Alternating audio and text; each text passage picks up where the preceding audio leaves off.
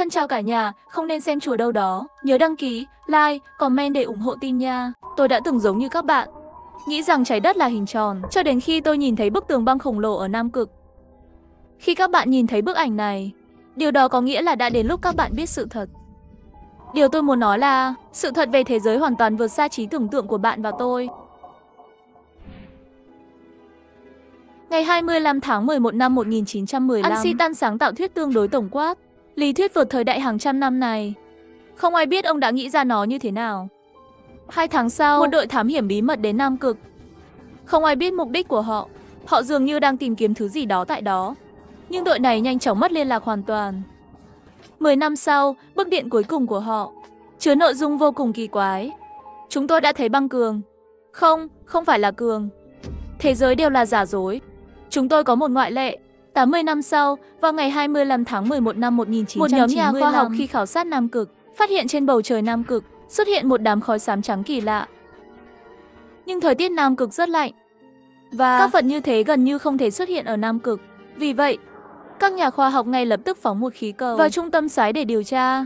Họ hy vọng có thể tiết lộ bí mật của xoáy. Tuy nhiên, khi khí cầu trở lại, các nhà khoa học đều kinh ngạc.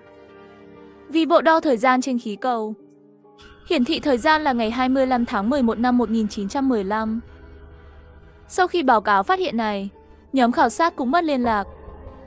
Năm đó, ông tôi làm hướng dẫn viên tham gia toàn bộ nhiệm vụ này.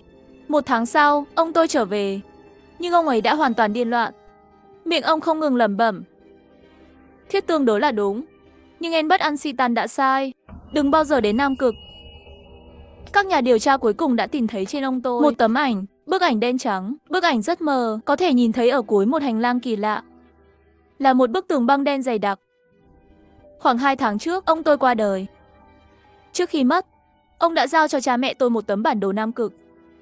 Chính là tấm bản đồ này, trên đó đánh dấu một địa điểm trong lòng Nam Cực. Hóa ra bao nhiêu năm qua, ông tôi luôn giả điên. Nhưng tại sao ông phải làm vậy? Cha mẹ tôi chưa kịp hỏi, thì ông đã qua đời. 5 tháng trước, cha mẹ tôi, để tìm ra sự thật, đã tổ chức một đội khảo sát mang tên Tầm Cội. Họ bắt đầu hành trình tới Nam Cực để tìm bức tường băng kỳ lạ đó. Đến đây, bạn có thể sẽ thắc mắc, đã có vô số người từng đến lục địa Nam Cực. Tại sao không ai phát hiện ra thứ mà tôi nói? Bởi vì thực tế hiện tại, những nơi ở Nam Cực mà con người đã khám phá chưa tới ngày mùng 1 tháng 10. Ban đầu, toàn bộ thành viên đội khảo sát đều rất tích cực và lạc quan. Họ thường xuyên chụp ảnh và ghi lại hành trình. Nhưng càng tiến gần đến địa điểm được đánh dấu trên bản đồ, tinh thần của họ càng trở nên tồi tệ. Trong lần liên lạc cuối cùng với căn cứ, cha tôi trông nhợt nhạt, mặt mày tái xanh. Đôi mắt ông mất thần sắc. Chúng tôi e rằng không thể trở về. Chúng tôi đã biết sự thật. Ha ha ha, chúng tôi đều là giả. Cả thế giới này cũng vậy. Không ai hiểu được tại sao đội khảo sát năm 1915 và cha tôi lại nói cùng một câu như vậy. Nhưng lúc này, ông ấy như thấy điều gì đó rất đáng sợ. Đồng tử bỗng giãn to, cả người không ngừng lùi về phía sau. Qua màn hình, tôi cũng cảm nhận được sự tuyệt vọng và sợ hãi sâu sắc. Sau tiếng xẹt xẹt của dòng điện, video liên lạc bị ngắt. Khi âm thanh được mở lại lần nữa, vẻ mặt và ánh mắt của cha tôi đã trở lại bình thường. Nhiệm vụ khảo sát lần này của chúng tôi đã hoàn thành mỹ mãn. Sẽ sớm mang tài liệu trở về. 1 tháng sau, họ đều an toàn trở lại căn cứ. Mọi kiểm tra đều không phát hiện bất thường. Thậm chí sức khỏe của họ còn tốt hơn nhiều so với trước khi đi. Điều kỳ lạ duy nhất là tất cả mọi người đều bị mất trí nhớ một cách khó hiểu. Họ hoàn toàn quên sạch những gì đã trải qua trong chuyến hành trình đến Nam Cực lần này. Các bác sĩ không thể giải thích được hiện tượng này. Còn một điều rất kỳ lạ nữa, sau khi trở về, cha mẹ tôi bắt đầu thích ăn đồ sống. Ban đêm, họ thường ngồi ngắm trăng một cách trầm ngâm. Sự thay đổi kỳ lạ này khiến tôi cảm thấy lạnh sống lưng. Rốt cuộc Nam Cực có gì khiến cả ông tôi lẫn cha mẹ tôi, sau khi đến đó, đều trở nên kỳ quặc như vậy. Tôi đột nhiên cảm thấy mình như đang bị cuốn vào một bí mật khổng lồ. Khoảng 1 tháng sau, tôi bất ngờ nhận được một bưu kiện không ghi tên. Bên trong là một cuốn sổ tay. Khi mở ra, tôi phát hiện đó là nhật ký của cha. Nội dung bên trong bị hư hại nghiêm trọng, chỉ có nội dung ngày 12 và 13 tháng 7 là còn có thể đọc được. Ngày 12 tháng 7 năm 2024, chúng tôi đã tìm thấy địa điểm được đánh dấu trên bản đồ. Đó chính là vị trí của bức tường băng. Chúng tôi đã nhìn thấy nó. Trời ơi, bạn không thể tưởng tượng được cảnh tượng này gây ấn tượng mạnh mẽ như thế nào. Phát hiện hôm nay đủ để mở ra một trang lịch sử mới cho nhân loại. Nhưng cũng có điều gì đó không ổn, dù mọi thứ ở đây rất bình thường. Nhưng quá yên tĩnh, Không có bất kỳ dấu vết của động vật hay thực vật, như thể không có sự sống nào ở đây. Dù sao đi nữa, ngày mai chúng tôi sẽ tới bức tường băng. Bí mật đã làm nhân loại trăn trở hàng trăm năm sắp được hé lộ. Ngày 13 tháng 7 năm 2024. Trời ơi, bức tường băng không phải là bức tường băng. Chúng tôi đã chứng kiến một cảnh tượng khó quên trong đời. Một bên là nền văn minh cổ đại, một bên là công nghệ của tương lai. Thật là quá sức tưởng tượng. Tôi muốn ghi lại để nói với toàn thế giới. Nhưng có người trong đội nói rằng đây chỉ là động thực vật bình thường thôi. Tại sao tôi lại làm ầm lên như vậy? Tôi không hiểu. Chẳng lẽ trí nhớ của tôi đã gặp vấn đề? Tôi nhớ những sinh vật này đã tuyệt chủng từ lâu. Nội dung của cuốn nhật ký này vô cùng kỳ lạ. Nền văn minh cổ đại, công nghệ của tương lai, tất cả đều là những thứ không thể tồn tại. Hơn nữa, cha mẹ tôi cũng không mang theo bất kỳ tư liệu nào. Tôi không biết rốt cuộc chuyện gì đang xảy ra. Nhưng đến thời điểm hiện tại, nguồn gốc của tất cả những điều kỳ lạ này chính là bức tường băng bí ẩn đó. Vì vậy, vào ngày 1 tháng 11 năm 2024 vừa qua, tôi đã tổ chức một đội thám hiểm khác đến Nam Cực. Lộ trình của đội hoàn toàn sao chép lại lộ trình của đội khảo sát trước đây. Chúng tôi hy vọng sẽ tìm được một số manh mối dọc đường. Chúng tôi sử dụng xe chuyên dụng cho địa hình băng tuyết. Cả hành trình không gặp nguy hiểm gì đáng kể. Nhưng sự yên tĩnh lại quá bất thường. Yên tĩnh đến mức khiến người ta khó chịu. Và không hiểu sao, ngay khi bước vào vùng Nam Cực, tôi cảm thấy toàn thân không thoải mái.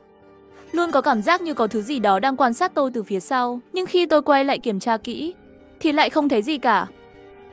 Sau đó, vào khoảng ngày thứ 10 ở Nam Cực, khi cách vị trí trên bản đồ khoảng hơn 10 cây số, chúng tôi bất ngờ phát hiện một số thực vật trong tuyết.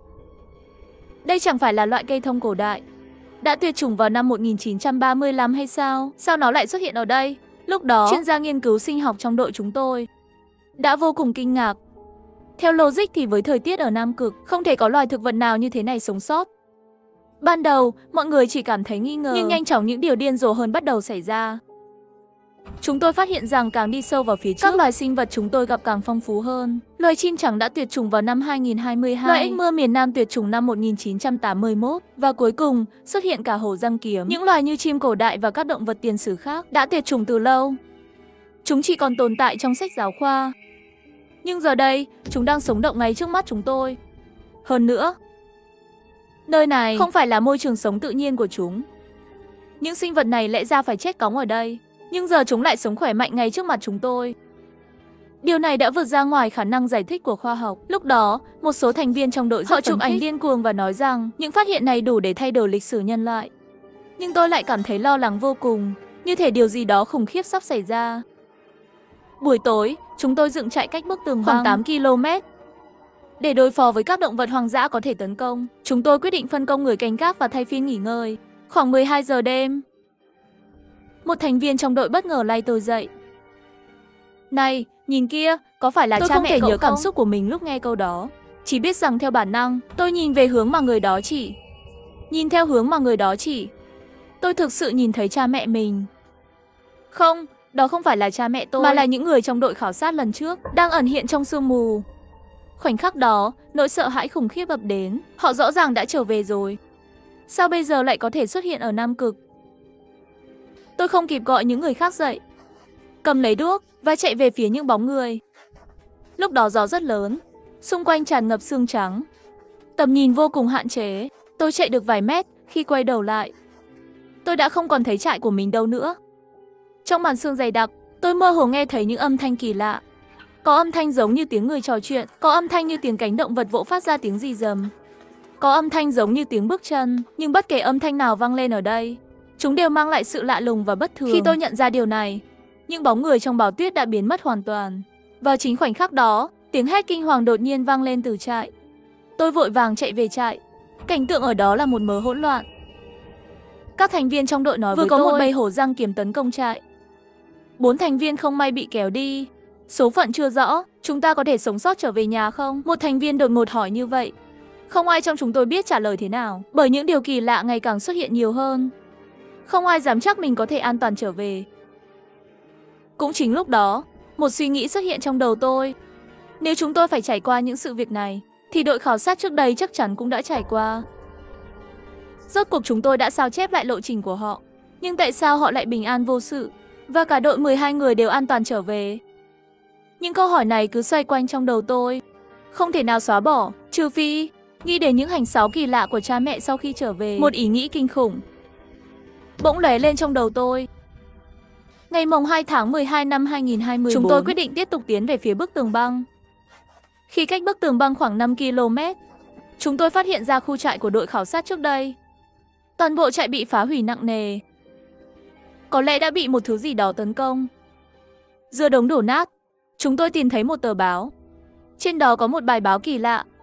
Nội dung viết rằng một thành phố nào đó xảy ra hiện tượng mất trí nhớ tập thể, có người nhớ mình là kỹ sư, nhưng giờ lại là công nhân. Có người nhớ mình rõ ràng là nữ, nhưng giờ lại là nam. Chúng tôi đều rất bối rối, bởi cả tờ báo này, lẫn nội dung bài báo, chúng tôi chưa từng nghe nói hay nhìn thấy ngoài đời thực. Sau đó, ở một góc nhỏ trên tờ báo, chúng tôi phát hiện một đoạn ghi chú nhỏ, có vẻ là của một thành viên nào đó đã viết. Gần đây tôi có một cảm giác rất kỳ lạ. Xã hội của chúng ta ngày càng trở nên nặng nề, khắp nơi đều là thế giới đầy sự tranh đấu và mâu thuẫn giới tính giữa nam và nữ ngày càng sâu sắc. Điều làm tôi sợ hãi nhất là, trên đường đi khảo sát, tôi đã nhìn thấy các loài động thực vật từ thời tiền sử đã tuyệt chủng, và cả những sản phẩm công nghệ tương lai như tàu bay. Tôi dám chắc rằng những loại tàu bay đó, thế giới này sẽ không thể chế tạo ra trong vài thập kỷ tới. Lúc đó, tôi đột nhiên có một cảm giác, tôi cảm thấy như có một lực lượng nào đó đang thúc đẩy thế giới vận hành nhanh hơn. Như thể có một tổ chức hoặc thế lực nào đó vượt trên thời đại này, đang ép buộc sự phát triển của thời đại. Chỉ trong vài năm ngắn ngủi, xã hội của chúng ta ngày càng phụ thuộc vào công nghệ thông minh, trong khi loại bỏ một số ngành nghề. Công nghệ không để lại chỗ sống cho những người bị mất việc. Nó cũng không cho người dân thời gian để thích nghi. Thời gian quá ngắn, khi một số đứa trẻ còn chưa tốt nghiệp, những kiến thức chúng học ở trường đã bị xã hội đào thải. Giờ đây, chỉ có những người xuất chúng hoặc tinh anh mới có thể sống sót. Công nghệ không nên đối lập với con người. Thế giới này chắc chắn đã phát điên. Vì vậy, phía sau bức tường băng ở Nam Cực chứa đựng sự thật về thế giới. Đọc xong đoạn ghi chú này, tất cả chúng tôi đều rơi vào trầm tư. Những gì ghi trên đó rất đúng. Xã hội chúng ta hiện tại đang phát triển với tốc độ chóng mặt, như thể có ai đó nhấn nút tua nhanh. Phía sau bức tường băng ở Nam Cực, rốt cuộc che giấu bí mật gì? Cả đội quyết định tăng tốc tiến về phía trước. Khoảng 5 giờ chiều, chúng tôi cuối cùng đã đến được bức tường băng. Cũng chính khoảnh khắc đó, nỗi sợ hãi chưa từng có ập đến trong tôi. Đó đúng là một bức tường băng, nhưng bên trong bức tường băng lại đầy những xác người và động vật. Tôi thực sự không thể diễn tả. Cảm giác khi nhìn thấy cảnh tượng đó ở Nam Cực bao la, cảm giác khi nhìn thấy những thi thể đó thật kinh hoàng. Một số thành viên trong đội lúc đó đã phát điên. Tôi cố gắng kìm nén nỗi sợ trong lòng, muốn tiến lại gần để chạm vào bức tường băng đó. Nhưng kỳ lạ thay, dù cố gắng thế nào tôi cũng không thể chạm tới nó. Bức tường băng đó như thể có sự sống vậy. Tôi tiến một bước, nó lại lùi một bước. Tôi thử sử dụng drone để bay qua bức tường băng, muốn xem phía sau bức tường đó là gì. Nhưng phía trên bức tường băng như có một bức tường không khí vô hình. Drone hoàn toàn không thể bay qua. Không biết các bạn đã từng chơi game chưa? Trong game thường có những khu vực chưa được phát triển và bị chặn lại bởi những bức tường không khí. Chúng ngăn cản người chơi khám phá thêm. Bức tường băng đó đã mang lại cho tôi cảm giác kinh hoàng tương tự. Dù tôi cố gắng thế nào, tôi cũng không thể khám phá phía sau bức tường băng. Như thể mọi thứ đã được lập trình sẵn. Sau đó chuyện gì xảy ra, tôi không còn nhớ nữa. Khi tỉnh lại, tôi thấy mình đang nằm trên giường ở nhà. Thời gian đã quay trở lại ngày 31 tháng 10 năm 2024. Một ngày trước khi chúng tôi khởi hành tới Nam Cực. Đây là tất cả những gì tôi đã trải qua, giờ tôi kể lại nó cho các bạn. Bạn có thể nói rằng tất cả chỉ là một giấc mơ kỳ lạ của tôi. Tôi cũng không biết tại sao chỉ có tôi nhớ tất cả những điều này, trong khi các thành viên khác thì không. Nhưng tôi có thể chắc chắn rằng phía cuối Nam Cực chắc chắn giấu một điều gì đó. Đây là tấm bản đồ mà ông tôi để lại. Nếu có thể, xin bạn nhất định hãy đến đó để xem.